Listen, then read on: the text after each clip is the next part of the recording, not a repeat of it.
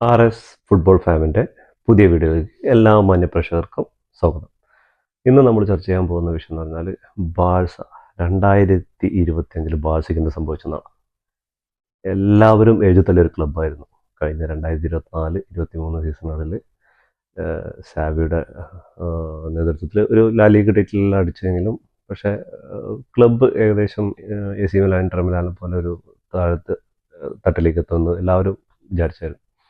Hansi Flick എന്നൊരു കോച്ചിൻ്റെ കയ്യിൽ Barcelona എന്നൊരു ടീമിനെ കിട്ടി. ലാമാസിലെ കുറച്ച് പിള്ളേരെയും ലെവൻഡോസ്കി, റഫീനിയ തുടങ്ങിയ കുറച്ച് പരിചയസമ്പന്നരായ കളിക്കാരെയും കൊണ്ട് ഒരു പണിക്കാരൻ ഇറങ്ങി. അതിനുശേഷം കോപ്പ ഡെൽ റേയിൽ കപ്പ് സ്വന്തമാക്കി. അതിനുശേഷം നവംബറിൽ ഒരു ചെറിയ ഫ്രണ്ട്ലി ഇത് കഴിഞ്ഞ ശേഷം തിരിച്ചു വന്ന ശേഷം ചെറിയൊരു രീതിയിൽ ഒന്ന് പരിങ്ങിയിട്ടുണ്ടായിരുന്നു. ഡിസംബറിൽ അത് ആവർത്തിച്ചു ചെറുതായിട്ട്. ഡിസംബറിലാണ് ഇപ്പോൾ അവസാനമായിട്ട് ബാഴ്സ അത്ലറ്റിക്കോ മാഡ്രിഡായിട്ടാണ് അവസാന ലീഗ് മത്സരത്തിൽ തോറ്റത് 2-1. അത് എക്സ്ട്രാ ടൈമിൽ സ്റ്റെർലോത്തിൻ്റെ വക ഒരു ഗോളിലൂടെ അത്ലറ്റിക്കോ മാഡ്രിഡ് ജയിച്ചത്.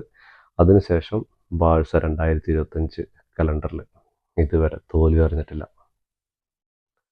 ടോപ്പ് 5 ലീഗുകളിൽ അൺബീറ്റഡ് ആയിട്ടുള്ള ഒരു ടീം അത് ബാഴ്സലോണ. ഈ ഹൻസി ഫ്ലിക്കിൻ്റെ കയ്യിൽ കിട്ടിയപ്പോൾ ക്ലബിൻ്റെ, പ്ലെയേഴ്സിൻ്റെ, ഫാൻസിൻ്റെ എല്ലാവരുടെയും മൊത്തത്തിൽ മെൻറ്റാലിറ്റി മാറിയിട്ടുണ്ട്.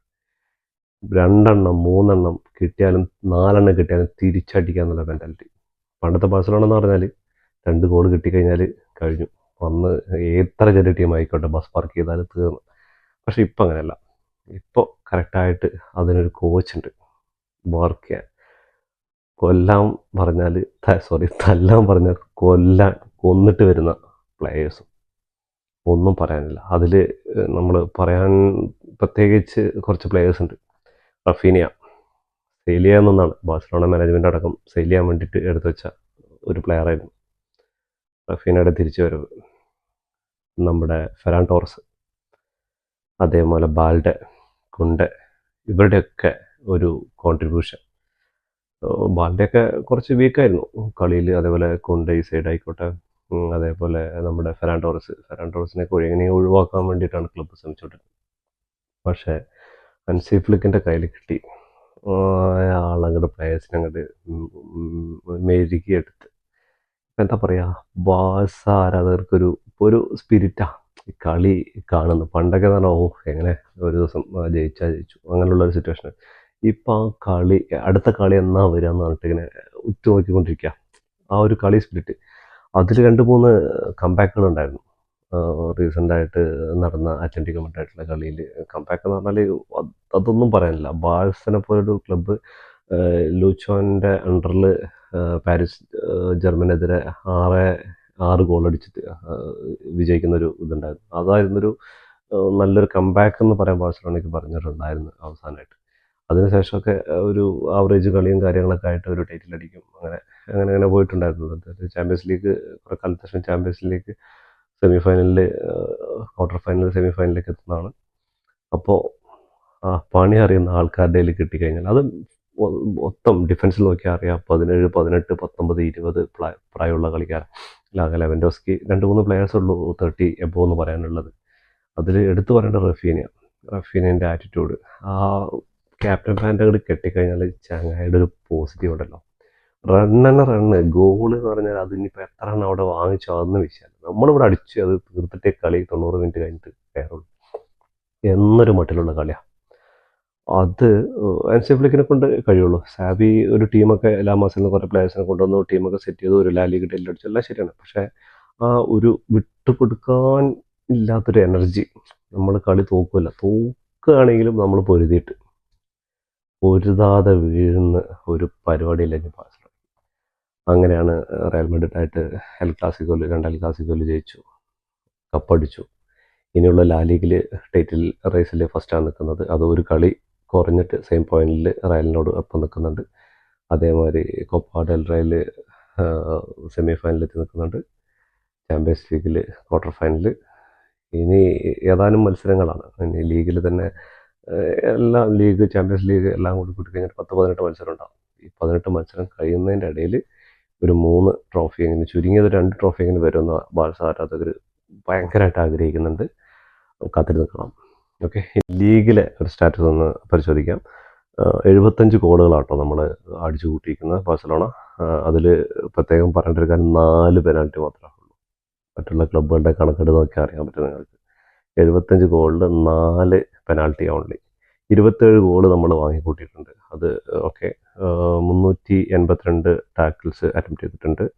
Interception 159, clearance 410, foul 247, yellow card 46, red card 3. പിന്നെ ഇതിൽ നമ്മൾ ഏറ്റവും കൂടുതൽ ഗോൾ അടിച്ചിരിക്കുന്നത് ലെവൻഡോസ്കി 22, അസിസ്റ്റ് എമിൽ ലമാൽ. കുബ്രാസിയാണ് ഏറ്റവും കൂടുതൽ പാസ് കൊടുത്തിരിക്കുന്നത്. നമ്മൾ കീ പാസ് നൽകിയിരിക്കുന്നത് 76, റഫീനിയാണ്. ഇൻ്റർസെപ്ഷൻ കണ്ടെത്തിയിരിക്കുന്നത് 22, കസാഡോ. അതേപോലെ ടാക്കിൾസ് അറ്റംപ്റ്റ് ചെയ്തിരിക്കുന്നത് ഏറ്റവും കൂടുതൽ 54 തവണ കുണ്ടെ. അതേപോലെ ക്ലിയറൻസ്, അത് ഇപ്രാവശ്യം അറോഹോയ്ക്ക് പരിക്കായിട്ട് നമ്മുടെ ടീമിൽ സബ്സ്റ്റിറ്റ്യൂട്ടായിട്ട് വന്ന താരം. പക്ഷേ ഇപ്പോൾ ബാഴ്സയുടെ ഡിഫൻസിൽ ഒഴിച്ചുകൂടാൻ പറ്റാത്തൊരു ഘടകമാണ്. നിങ്ങൾക്ക് എല്ലാവർക്കും മനസ്സിലായിട്ടുണ്ടാവും മാർട്ടീനസിനെ കുറിച്ചാണ് പറയുന്നത്. ഏമാതിരി ചങ്ങായിയുടെ ആ വൈബും ആ ഒരു പൊട്ടൻഷ്യൽ ഉണ്ടല്ലോ, അത് ഗോൾ അടിപ്പിക്കാനും ഡിഫൻസിലുള്ള ആ ഒരു ക്ലിയറൻസും ഓഫ് സൈഡ് ട്രാപ്പും. അവസാനത്തെ കളിയിൽ 2 ഓഫ് സൈഡ് ട്രാപ്പ് ആളുടെ ചെറിയൊരു മിസ്റ്റേക്കിൽ പറ്റിയതാണ്. പക്ഷേ അതിനുള്ള പ്രായച്ചിത്വം എന്ന് പറഞ്ഞ പോലെ ലെവൻഡോസ്കിക്കുള്ള അസിസ്റ്റ് അത് അടിപൊളിയായിരുന്നു. ഇതൊക്കെയാണ് നമുക്ക് ചുരുക്കി പറഞ്ഞാലുള്ള ലാ ലീഗയിൽ. ഇപ്പോൾ നമ്മൾ നിൽക്കുന്നത് ഫസ്റ്റ് പൊസിഷനാണ്. 60 പോയിൻ്റായിട്ട് 27 മത്സരങ്ങളിൽ. തൊട്ട് പുറകെ റയൽ മഡ്രിഡ് ഉണ്ട്, 28 മത്സരങ്ങളിൽ 60 പോയിൻ്റ്. ഈ സ്റ്റാറ്റസൊക്കെ നമ്മൾ പറഞ്ഞപ്പോഴും ഗോൾ കോൺട്രിബ്യൂഷൻ, അസിസ്റ്റ്, ഗോള് ഇതെല്ലാം പറഞ്ഞു. ക്ലിയറൻസ്, ഡിഫൻസിൽ ടാക്കിളിങ് ഇതെല്ലാം പറഞ്ഞു. ഇൻ്റർസെപ്ഷൻ എല്ലാം പറഞ്ഞു കഴിഞ്ഞപ്പോഴും ഇതിൽ പെടാത്തൊരു പേരുണ്ട്, പെഡ്രിയെക്കുറിച്ച് പറയാൻ വാക്കുകളില്ല. ഹൻസി ഫ്ലിക്ക് വരുന്നതിന് മുമ്പും ആളുടെ പണിയെടുത്തുകൊണ്ടിരുന്നു. ഹൻസി ഫ്ലിക്കിൻ്റെ കയ്യിൽ കിട്ടിയപ്പോൾ ഒന്നുകൂടെ മിനുക്കിയെടുത്തു.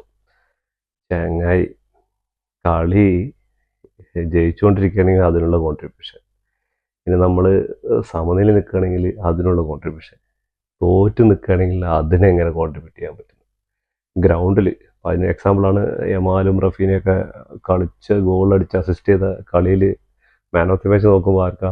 പെഡ്രി ഒരു സംഭവം തന്നെ. ഗ്രൗണ്ടിൽ കിടന്ന് വിളയാടല്ലേ, മിഡ്ഫീൽഡിൽ ഭരിക്കാന്ന് പറയുന്നത് കേട്ടില്ലേ, ആ ഒരു ഇതാ. ഈ പാസുകൾ കൊടുക്കുന്നതും ഇൻ്റർസെപ്റ്റ് ചെയ്യുന്നതും അതേപോലെ ടാക്കിൾ ചെയ്യുന്നത്, ഡിഫൻസിലേക്ക് സപ്പോർട്ട് കൊടുത്ത് അതേപോലെ ഫോർവേഡ്സിന് പാസ് കൊടുക്കുന്ന മിഡ്ഫീൽഡിൽ നിന്നിട്ട് അവരുടെ കളി മൊത്തം നിയന്ത്രിക്കുക. ഇത് ചങ്ങായി ചെയ്തുകൊണ്ടിരിക്കുന്നത്. ഹൻസി ഫ്ലിക്കിൻ്റെ കിട്ടിയപ്പോൾ ഒന്നുകൂടെ എനർജറ്റിക്കായി. ആകെ നമ്മൾ കാണുമ്പോൾ വിചാരിക്കും ചങ്ങായിനെ കൊണ്ട് എങ്ങനെ ഇത്ര ഓടാൻ കഴിയുന്നു, അത്രയും ടയർഡായത് പോലെ ഉണ്ട് ഫേസ് എപ്പോഴും ഇങ്ങനെ തുറന്നിട്ടൊരു ഓട്ടം. പക്ഷേ ചങ്ങാതി ഒന്നും പറയാനില്ല, വേറെ ലെവല്. അതാണ്. പിന്നെ ഹെമാലിനെ ഈ 17 വയസ്സിൽ ഹെമാൽ ചെയ്തു കൂട്ടുന്ന കാര്യങ്ങൾ നമുക്ക് ചെറിയ ഇപ്പോൾ ഒരുപാട് വീഡിയോകളിലൊക്കെ ചർച്ചയുണ്ട്. മെസ്സിയായിട്ട് കമ്പാരിസൺ ചെയ്യാൻ പറ്റില്ലെങ്കിലും പക്ഷേ മെസ്സിയുടെ ആ ഒരു ലെവലിലേക്കാണ് ഈ 17 വയസ്സ് മുതലാണ് മെസ്സി ഇങ്ങനെ കളിച്ചു തുടങ്ങിയത്. അപ്പോൾ ആ ഒരു ലെവലിൽ ഇങ്ങനെ കളി കാണുമ്പോൾ നമുക്ക് ഒരു ആഗ്രഹമാണ്. ബാഴ്സ മെസ്സിയുടെ യുഗം ഉണ്ടായിരുന്നു, മെസ്സിക്ക് ശേഷം ആര് എന്നൊരു ചോദ്യം ഉണ്ടായിരുന്നു.